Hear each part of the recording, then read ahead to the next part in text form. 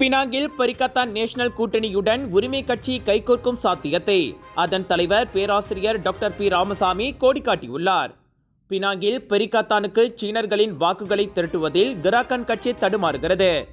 சீனர்களின் ஆதரவு கிடைப்பது குதிரை கொம்பாக இருப்பதால் மாநில வாக்காளர்களில் 12 விழுக்காடாக இருக்கும் இந்தியர்களின் பக்கம் பரிகத்தான் குறிப்பாக பாஸ் கட்சி கவனத்தை திருப்புகிறது. அவ்வகையில் பாஸ் மற்றும் இந்தியர் அடிப்படையிலான உரிமை கட்சி இடையே அதிகாரப்பூர்வமற்ற பேச்சுவார்த்தைகள் தொடங்கியுள்ளன. தேர்தல் உடன்பாடு எதுவும் இன்னும் எட்டப்படவில்லை என்றாலும் ஒரு மலா இந்திய அரசியல் ஒத்துழைப்பை சோதிப்பதற்கான ஆரம்ப முயற்சியாக இது பார்க்கப்படுகிறது. ஒருவேளை பினாங்கில் இப்புதிய நகர்வு சாத்தியமானால் தேசிய அளவில் ஒரு பலமான எதிர்க்கட்சி கூட்டணிக்கு இது அச்சாரம் போடும். பரிகத்தானுக்கு இந்தியர்களின் ஆதரவும் சொல்லிக்கொள்ளும் வகையில் இல்லை. இப்படி இருக்க உரிமை கட்சியுடன் கைகோர்ப்பதன் மூலம் பரிகத்தான் லாபம் அடைய முடியும். குறிப்பாக 35 விழுக்காட்டு இந்திய வாக்காளர்களை கொண்ட பிராய் போன்ற தொகுதிகளில் உரிமை கட்சி மாற்றத்தை ஏற்படுத்த முடியும் என ராமசாமி தனது ஃபேஸ்புக் பதிவில் கூறினார்.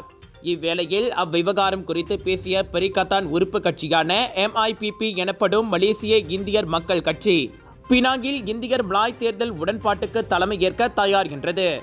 இது குறித்து பரிகத்தான் உச்சமன்ற அளவிலும் கூட்டணி கட்சிகள் இடையேயும் தான் பேச வேண்டும் என MIPP தலைவர் பி புனிதன் கூறினார். வரும் மாதங்களில் பினாங்கில் பெரிய பேரணியை நடத்தி MIPP தனது பலத்தை காட்டும் என்றார் அவர்.